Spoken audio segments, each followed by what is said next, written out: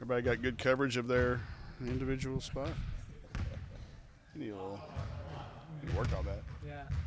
It's out of the budget right now. Everybody ready for Little Rock? Are you? Yeah.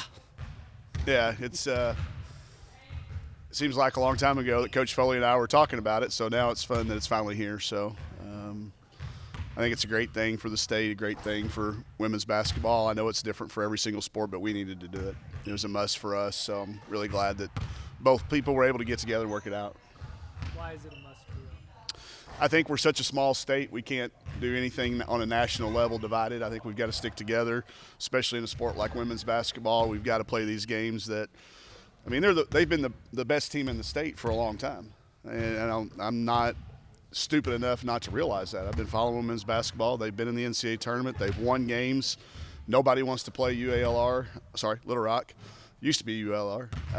In the tournament, nobody wanted to see them in their bracket. They've been to 6 or 7 of those things in the last 10 years. So it's a must game for us to play. And I think for people to see, there's a lot of young kids in Northwest Arkansas that have never seen them play. There's a lot of kids in that part of the state that have never seen us play. So for us to be able to get together, and we wanted to play a game in Little Rock. That was going to happen. We were going to get a Little Rock game done, but it wasn't necessarily going to be against them until the Board of Trustees and Hunter pushed that through. So I think it's a really good thing. The style of play that they play, is it just complete opposite of what you're trying to do? Well, it's impossible to prepare for, and we like to prepare for people. They run a motion, and he's not going to stand up and call a play the entire game. His kids are going to make plays, and that's really, really hard to prepare for. It's a lot of times why you see their teams start out 2 or 3 wins to 6 or 7 losses. It takes a while for them to figure it out. And then they always win 24 or 25 games, and they figure it out. So we're not going to fall for the old banana in the tailpipe trick and fall for their record to be an indicator, but they're going to take the first good shot they get. Sometimes it just takes them a while to do it. They make you defend, and that grinds on you. So clash of styles. I'll be up calling a lot of actions. He'll be sitting there not. But there's lots of ways to win at this game. His has been very successful, but it's fun to see the two styles match up. You know, it's not on campus, so I assume you don't expect anything like that insane thing with Arkansas State several years ago where Susie Gardner walked into a hornet's nest and they were horrified. Yeah, it can happen. I think it's going to be about 50-50 just based on the fans from up here that I've talked to, the number of ticket requests I have. So, you know, we wanted it to be, if we were going to play them, it needed to be a neutral site game to get it started. I don't think either one of us felt like going into each other's home gym to start the thing was a good idea. So it was great that we were able to get it to Simmons. And then just a bonus that it's kind of a double-header day with our men's program. So I think it could be a really good day of basketball. Come in, watch us play, go out and eat at one of those great places right there around the arena, and then settle back in for the men's game that night. But yeah, I hope our kids will not have to. We've played in a lot of big gyms, so hopefully that won't be a factor, but definitely don't want to walk into what they walked into. I think it was Arkansas State, wasn't it, if I remember correctly, in Jonesboro on the NIT. So hopefully it'll be a more split crowd. Anything you need to see before conference play that you're getting closer towards your team? Well, we need to see IT's back full speed now, I think. I think she'd tell you that she feels 100%. Kiera's not quite back 100% yet, so I'd like to get her, some more game reps.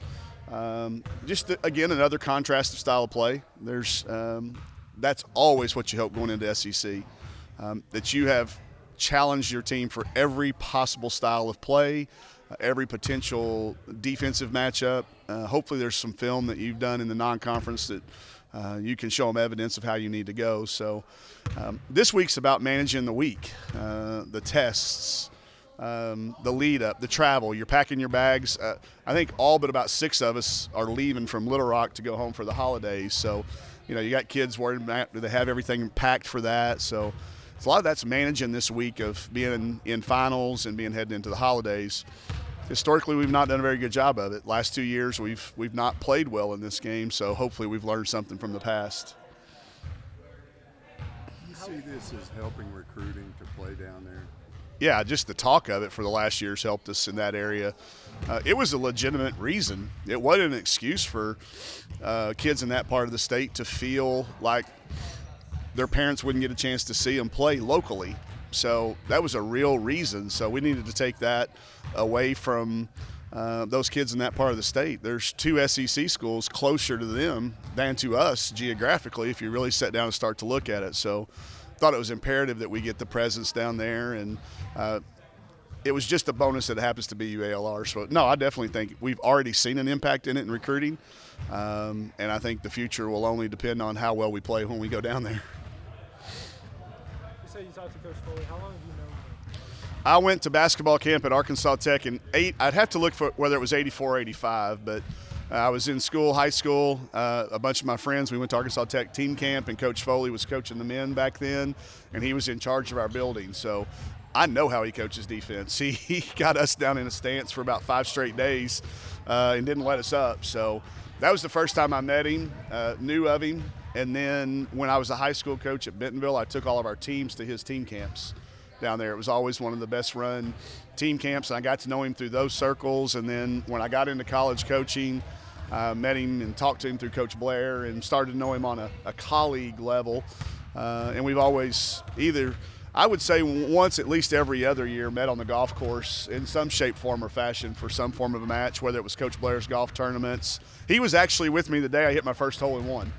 It was at Paradise Valley, and I'd never hit one, and we had got eliminated from the coaches shootout. The first 4 of us got eliminated, so we were going back to play, and we got there on number 2 on Paradise and hit a ball. It was kind of hitting it into the morning sun, and none of us saw it. And we got up on the green and was still looking for a ball, and there was mine in the hole. So Foley's witness to my first hole-in-one. I like how you mentioned your first hole. Yeah, sure. How many of them you want to talk about, you know? There's only 2. It was 6 weeks later, though, so I got hot there for a while, and then I hadn't had one close since. So. All good? All right. Thanks, y'all.